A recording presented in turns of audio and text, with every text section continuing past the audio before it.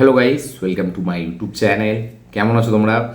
এখন আমরা কথা বলবো হচ্ছে অজয় দেবগন, রাকুল প্রীত এবং আর Madhavan starrer upcoming much awaited sequel film, যেটার নাম হচ্ছে দে দে প্যার দে টু, যেটা 14ই নভেম্বর রিলিজ হবে।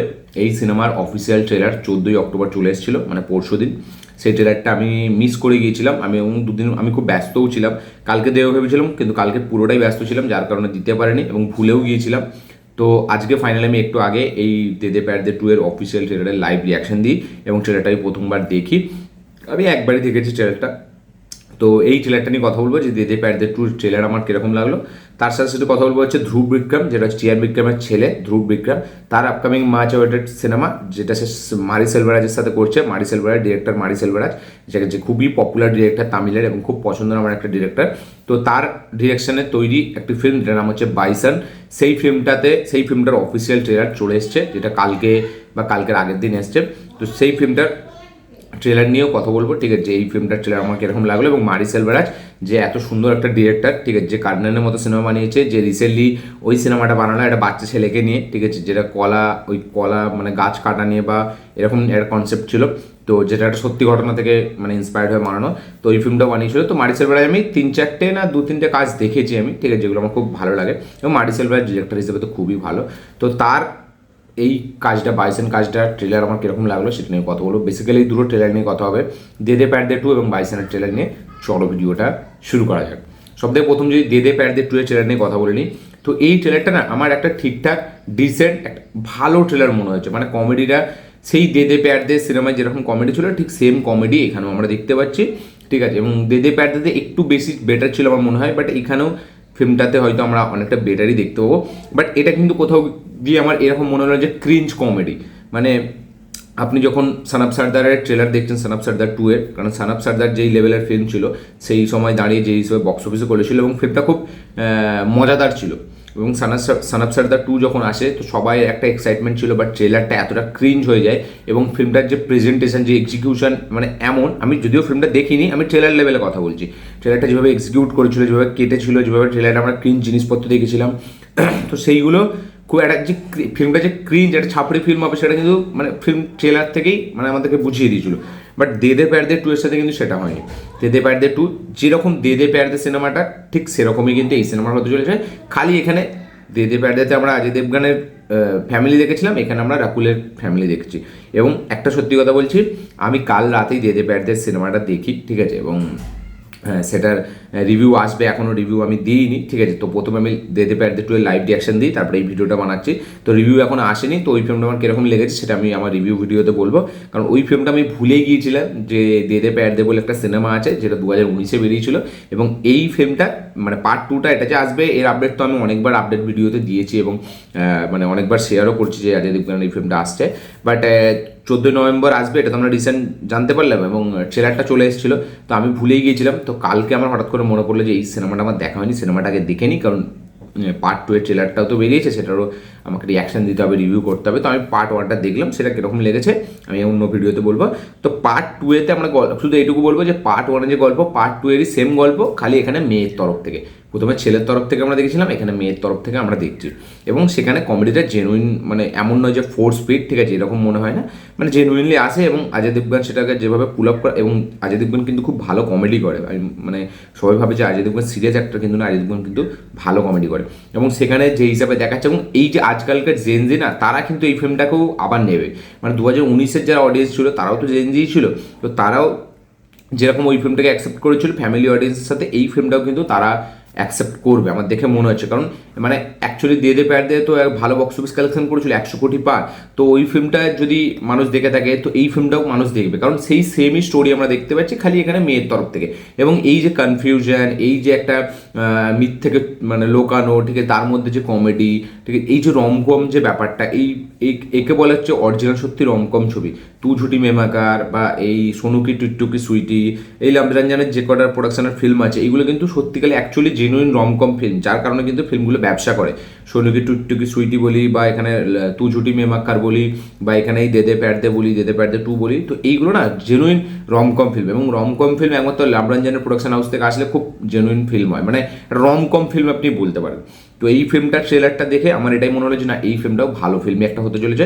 মানে সবাই যে ছাপড়ি হিসাবে ট্রেলার দেখেই যে একটা বলে দেবে যে ক্রিঞ্জ সিনেমা, আমি কিন্তু সেটা বলতে পারবো না, কারণ আমার ট্রেলারটা জেনুইন ভালো লাগছে। আমার ট্রেলারের কমেডি, ট্রেলারের কিছু কিছু সিকোয়েন্স এবং কিছু কিছু মানে অজয় দেবগানের সিনেমার কিছু রেফারেন্স, সেগুলো নিয়ে পোক করা, ঠিক আছে, তো সেইগুলো বেশ ভালো লেগেছে।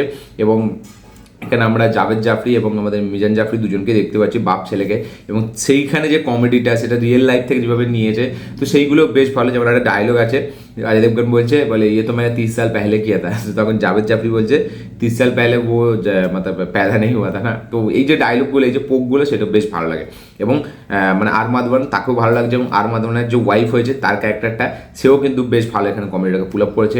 অজয় দেবগন ভালো কমেডি করছে এখানে, জাভেদ জাফরি ভালো কমেডি করছে। তো স্টার কাস্টটা খুব রিয়েল, এবং স্টার কাস্টে সবাই যারা আছে তারা সবাই কিন্তু ভালো পারফরমেন্সই দিচ্ছে। এবং পার্ট ওয়ানটা তো যেরকম তাব্বু এবং রাকুলের ভেতরে যে ব্যাপারটা মধ্যে যে দ্বন্দ্বটা, বা তাব্বু অজয় এবং রাকুল অজয়ের সাথে যে কনফ্লিক্টটা, সেটাও বেশ ভালো লেগেছিলো। তো এই ফিল্মেও সেটাই হতে চলেছে, এবং সেম আমরা লাস্টে ওই একটা সিরিয়াস টপিক দেখতে পাবো, এবং সিরিয়াস কিছু জিনিস দেখতে পাবো, যেরকম দে দে প্যার দিতে হয়েছিল, তো সেই রকম জিনিস আমরা দেখতে পাবো। তো যারা যারা দে দে প্যার দিয়ে দেখেছে তাদের এই ট্রেলারটা নতুন কিছু লাগবে না, এবং নতুন কিছু প্রোভাইডও করবে না তাদেরকে, এবং তারা যে খুব উড়ে যাবে দেখে বা ফ্রেশ কিছু পাবে এরকমও না, পুরো এক্স্যাক্টলি সেম রাখা হয়েছে, খালি ছেলের তরফ থেকে ছিল, এবারে মেয়ের তরফ থেকে।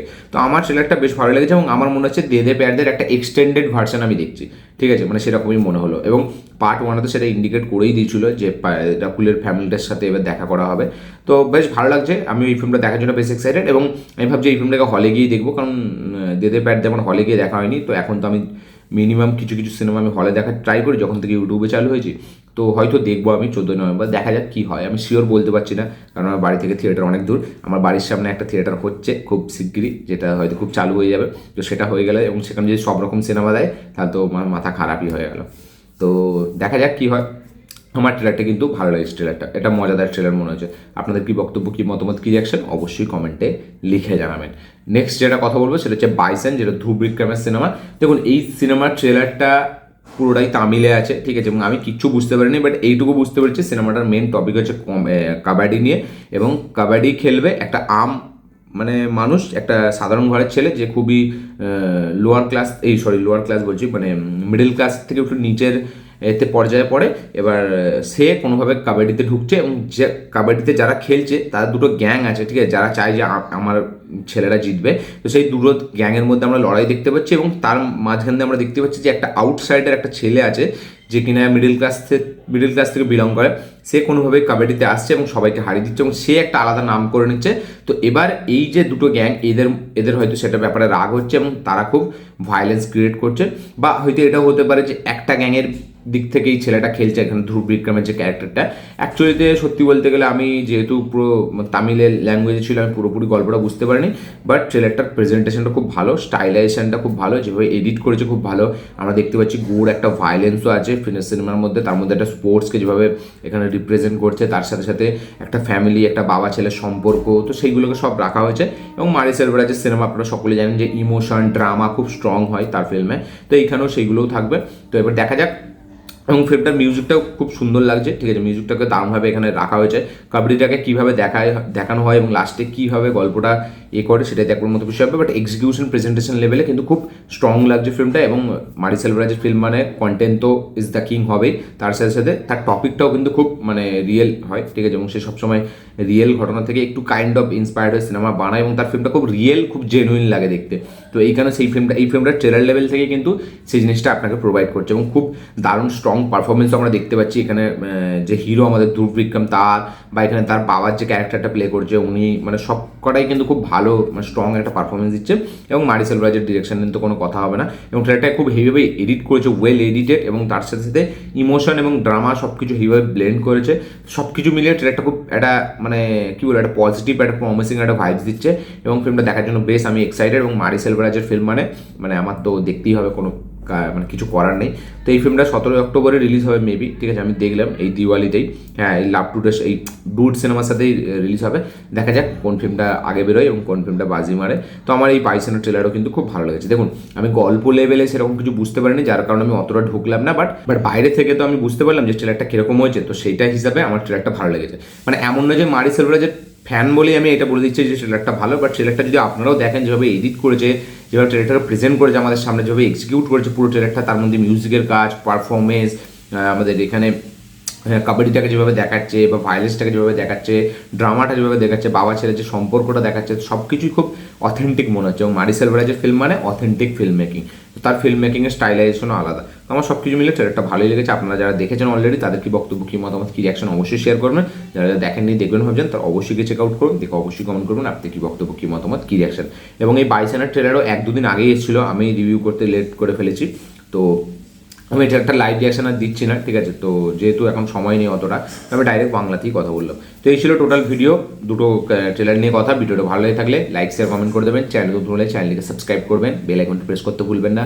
দেখা হচ্ছে পরের ভিডিওতে, ততক্ষণের জন্য বাই।